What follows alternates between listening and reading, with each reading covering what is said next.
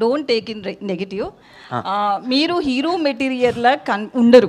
లేకుంటే ఎలాంటి క్వశ్చన్స్ ఉండక వ్యక్తిగత జీవితాల్లోకి వెళ్తారా అర్థం కాదు. కానీ కిరణ్ అబ్బవరం అనే ఒక హీరో ఆయన సినిమాకి సంబంధించిన ప్రెస్ మీట్ పెట్టాడు. నన్ను అడగండి అమ్మా, పర్లేదు, కానీ పక్క స్టేట్ నుంచి హీరో వచ్చినప్పుడు అలా కించపరిచే క్వశ్చన్లు అడగడం మంచిది కాదని నా ఫీలింగ్. లైఫ్లో ఉమనైజరా మీరు? ఇది నా సినిమా గురించి ఇంటర్వ్యూ అండి, నా పర్సనల్ ఇంటర్వ్యూ అండి ఇది. ఇప్పటికే తెలుగు సినిమా ఇండస్ట్రీని మీ రివ్యూల పేరుతో చంపేస్తున్నారు.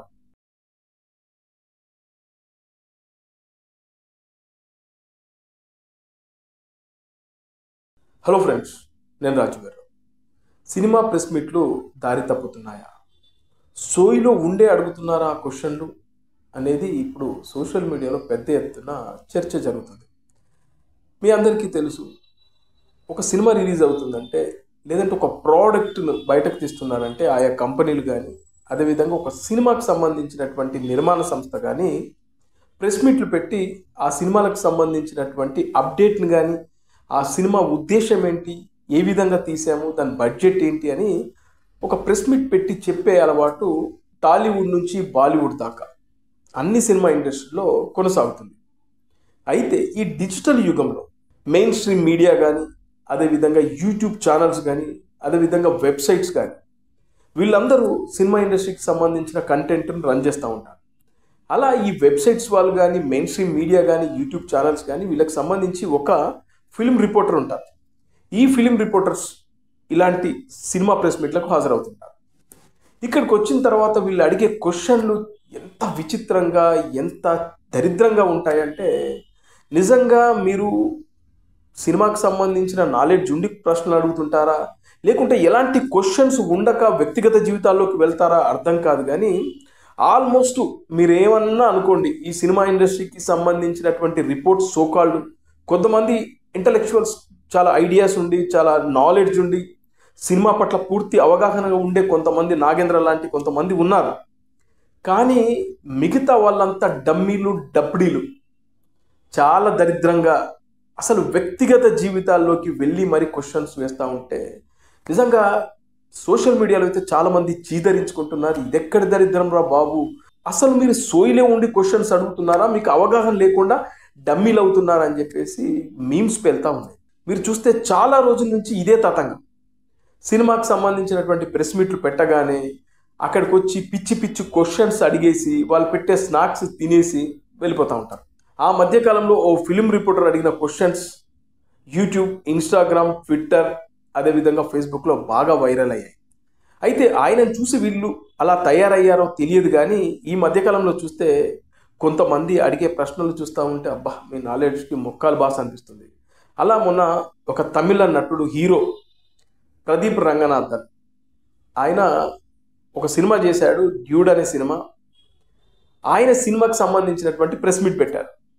ఆ ప్రెస్ మీట్లో ఈ సినిమా ఎలా ఉంది, ఈ సినిమా కంటెంట్ ఏంటి, ఈ సినిమా బడ్జెట్ ఏంటి, కంప్లీట్గా ఆ సినిమాకి సంబంధించి అడిగితే బాగుంటుంది.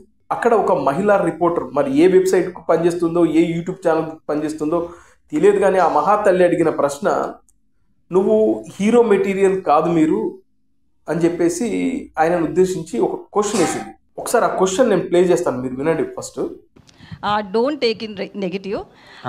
మీరు హీరో మెటీరియల్లా ఉండరు. బట్ మీ సక్సెస్ చూసినా ఫ్యాన్ ఫాలోయింగ్ చూసినా కూడా ఒక 2 మూవీస్కి అట్లా ఫ్యాన్ ఫాలోయింగ్ అనేది చాలా రేర్ కేసెస్లో జరుగుతుంది. సో దాని వెనక్కి ఉన్నది hard వర్కా లక్కా?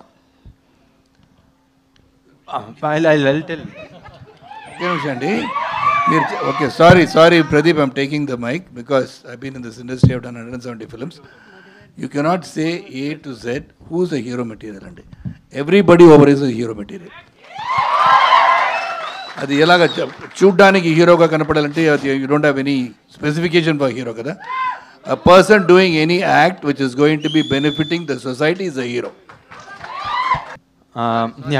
Hard work, luck, hard work is there, and obviously I've been thinking over few months and all, the love I'm getting and all those things, like even when yesterday I went, there are a lot of talented people like me I've seen, and a lot of them, But this has happened to me. I think it also has God's grace. So it is hard work and God's grace. And more important is that I think people see themselves in me. చూశారు కదా ఆమె వేసిన question. ఆ తర్వాత దీనికి ఆ hero answer చెప్పే ముందు శరత్ కుమార్ గారు తీసుకొని ఆయన సమాధానం గుయ్యమనేలా ఇచ్చారు. సరే, ఆయన హీరో మెటీరియలా కాదా ఒక్క నిమిషం పక్కన పెడితే, ఇదే క్వశ్చన్ని ఓ ఐకాన్ స్టార్ని అడగగలరా మీరు? టాలీవుడ్లో చాలామంది స్టార్ హీరోస్ ఉన్నారు. అదే క్వశ్చన్ మరి వాళ్ళని అడుగుతారా? అడిగే దమ్ముందా? ఇంకొకసారి ఆ ప్రెస్ మీట్ కూడా మిమ్మల్ని రాని. ఆ తర్వాత కిరణ్ అబ్బవరం అనే ఒక హీరో ఆయన సినిమాకి సంబంధించిన ప్రెస్ మీట్ పెట్టాడు. పెట్టిన తర్వాత మళ్ళీ ఇదే మహిళా జర్నలిస్ట్ ఆయన క్వశ్చన్ వేశారు. ఆయన చెప్పిన సమాధానం అయితే ఇక మామూలుగా కాదు. ఒకసారి అది కూడా ప్లే చేస్తా వినండి. కిరణ్ గారు హాయ్ అండి.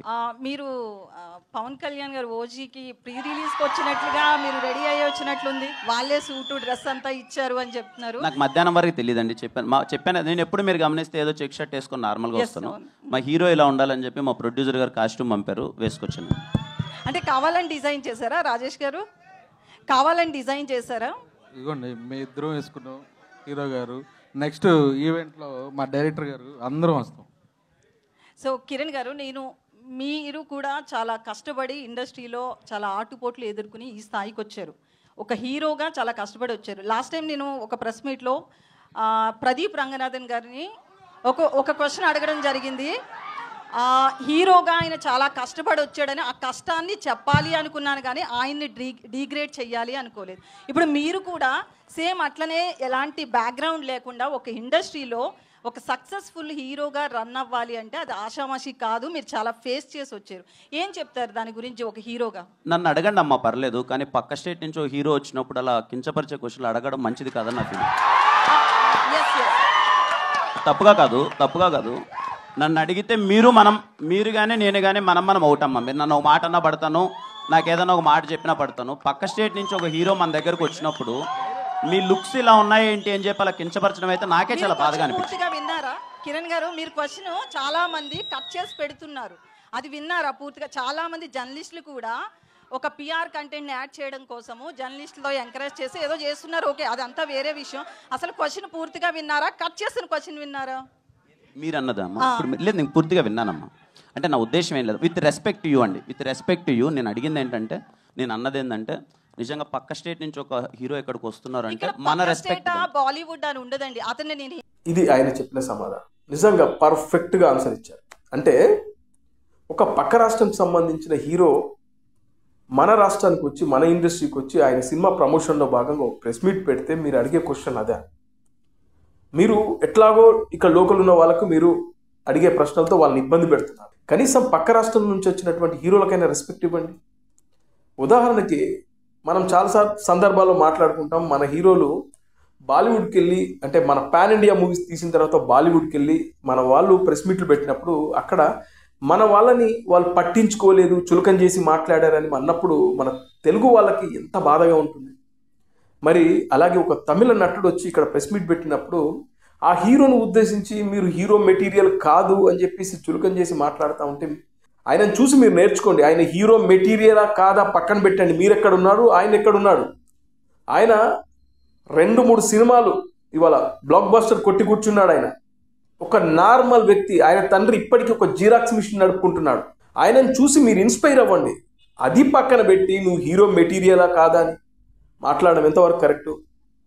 అదే క్వశ్చన్ మళ్ళీ రిపీట్ చేస్తున్నాను. ఇదే క్వశ్చన్ మీరు ఒక స్టార్ హీరోని అడగలరా?